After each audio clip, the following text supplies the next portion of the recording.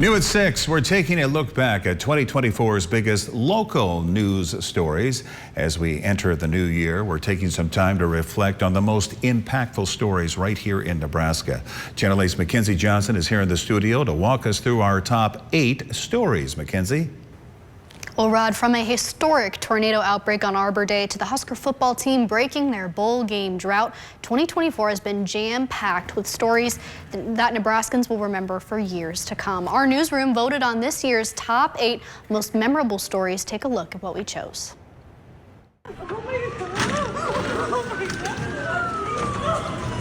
Just 2 weeks into 2024, a man in a skid loader went on a rampage in a Home Depot parking lot here in Lincoln. Police say Samuel Payrott crashed into 2 businesses and several vehicles, including a police cruiser.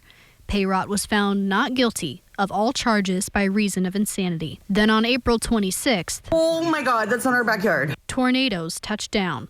Videos of the twisters flooding our Now Local News app as people caught them on camera. Our own chief meteorologist Rusty Dawkins was live on air as it all happened, his coverage making the national news. It's doing damage. You can see the debris flying around it as this is just incredible. This is just northeast of the capital city. The aftermath of the tornadoes leaving behind devastating destruction to a building near Waverly and hundreds of homes in the Elkhorn and Bennington areas.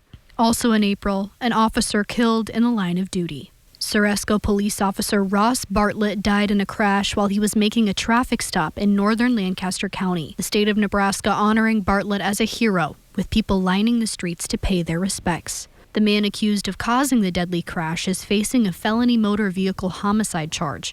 He'll be back in court in a few weeks. On June 3rd, a Lincoln mortician making a shocking discovery.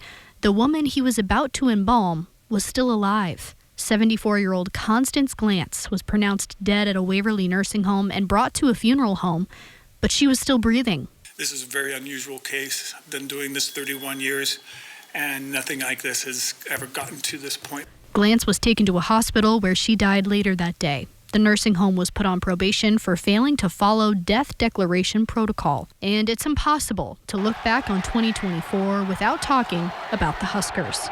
Back in March, Cornhusker Nation shocked as the news broke that athletic director Trev Alberts was leaving the university. Alberts, who is a former Husker football player, took a job at Texas A&M. And coincidentally, just days later, the Nebraska men's basketball team was selected to play against the Aggies in their first March Madness appearance since 2014. Features Nebraska.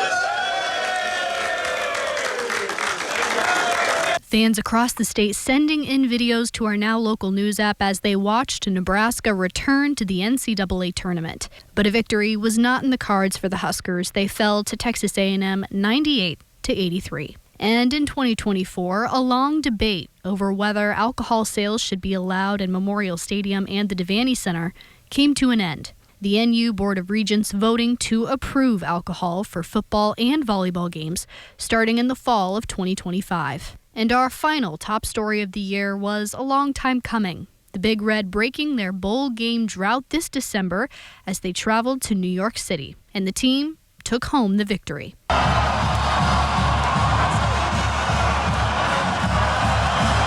Confetti falling around the Huskers as they clinched their first bowl win in 9 years against Boston College.